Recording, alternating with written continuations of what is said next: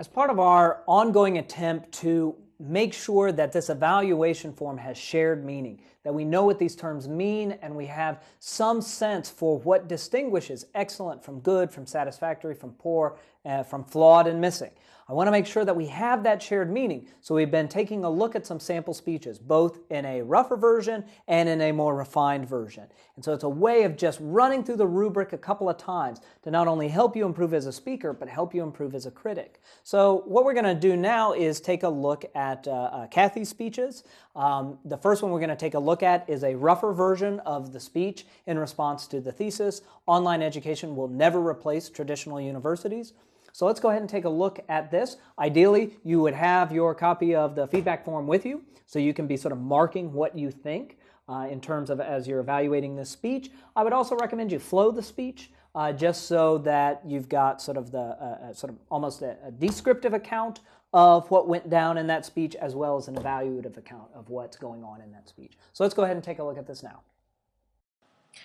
I do like online education, but I have to agree that online education will never replace traditional universities.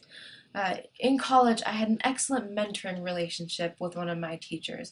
He was my organic chemistry professor, and while he taught organic chemistry very well, he also took an extra step, and at a time where I was very unsure of my career path, he sat down with me and took a look at my career options and my goals. And he provided me with more insight into my options.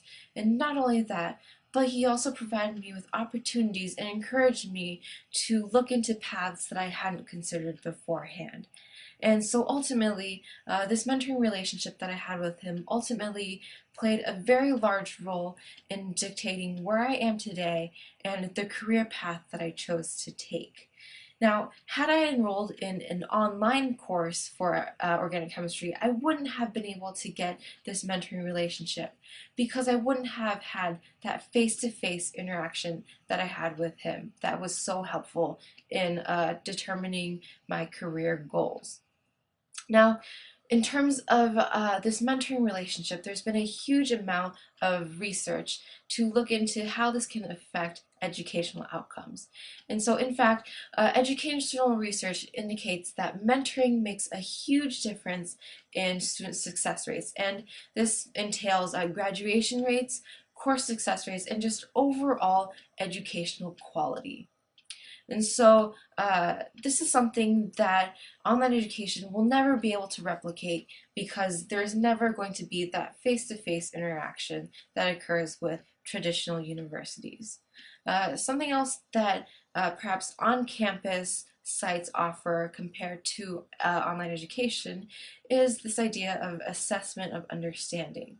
So at an on-campus university, teachers and proctors can assess students accurately and look to see if a student is cheating or if a student is taking an exam and earning the actual grade that he or she deserves.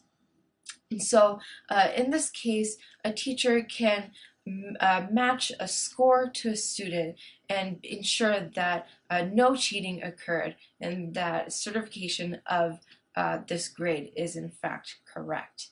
Now, something else that on-campus sites offer is this idea of socialization. You don't get that social aspect in online education. So what this means is that a degree from a university online doesn't have more power than a certificate from a university that's on campus because it doesn't offer the socialization aspect. And what I mean by this is that in terms of socialization, traditional universities allow students to commingle, and this can foster growth and expansion of relationships between students to encourage ideas and encourage growth of students overall. And so while I do like online education very much, I don't believe that traditional universities will be going away anytime soon. Now, that's actually a very interesting speech in the sense that there's some good evidence in there, but the arrangement, the main points, are almost entirely absent. So what happens is she starts off, if I'm looking down the flow of that speech, she starts off with that thesis statement, and then she just starts telling stories. So she's jumping directly to that evidence. At no point is there really a shell of a claim that houses those pieces of evidence. So we've got lots of an impressionistic sense of why, in her argument, online education will never replace traditional universities, but I couldn't necessarily define set reasons. So it's just a lot of evidence without sort of a driving claim. So if we're moving through here, her example, actually a very strong example, and I think a good argument, or good example for an argument, is the discussion of her organic chemistry teacher. And it really captures what that organic chemistry teacher did for her as a student, and how she is able to sort of develop a lot in that. I don't hear a lot of comparison between how her experience with this particular professor could not be replicated online, and in fact that's what her thesis is arguing, right? Online education will never replace traditional universities. So that kind of needs to be brought out a little bit more. She's got some discussion around educational success, but we don't really have any tangible stuff there.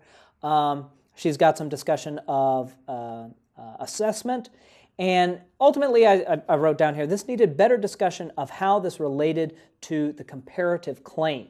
So she ends up talking a lot about assessment, but once again, we've got almost a comparative claim, why online educations are not going to do this. So that assessment needs to say, online assessment is not going to replace traditional universities' assessment. That sort of comparison just doesn't really jump out. So as we're looking at this invention, she's got good evidence, but there's no claims in there. There's no discrete claims. I sometimes will talk about this as a speaker, you're in the role of a cook. Okay, you don't go to a restaurant and you sit down and the cook brings out all the raw ingredients and dumps them onto your table and says, you could make an awesome stew with the stuff there. I'll leave you to it. Rather, the cook's in the kitchen mixing those ingredients together and brings to you the completed dish. That's kind of what I think is going on here. You got a lot of ingredients, but they're laid out on the table and you're asking the audience to figure out what this all means. It's a choose your own adventure argument, and that's not what you want to do. Your job as a speaker is to do that preparation, to make sure people have that frame of reference. The arrangement, well, there are no claims. I don't know where I am. I never know when the end's going to come, right? Since it's just a series of anecdotes, I never know when we're going to stop. There's not necessarily a clear, logical build. Since there's no preview, I don't know what to be listening for at the end. And in terms of delivery, there's pretty low energy, but I would say the delivery is not really the most significant problem here. So if I move through the eval form, invention, main points. Well, there's not really anything to evaluate. They are pretty clearly missing, or at the very least very poor. I can maybe intuit my way to a few of what those main points might be, but that would just be poor. The support, I don't know. Some of it's pretty good. Online education doesn't have the power that traditional universities do. I think all of this can go into a very strong speech. So if I'm just looking at the support, I don't know, maybe that's probably good. I see some good support in this. Certainly her discussion of that organic chemistry teacher was exactly what we want. Arrangement. Well, again, arrangement is just poor, just poor. I never know where we are. I don't know how close we are to the beginning, to the end, and when she stops, it's not a total surprise, but I wasn't able to anticipate that. So I'd say the arrangement is poor. And the delivery is good. Some low energy, she's not lacking significantly in confidence. There's projection, I can hear her. Pacing and pausing is fine, low energy, but it's there. Gestures and movement certainly are not distracting. So that is her flawed version. In the next one, we're going to take a look at this exact same thesis, but just much better.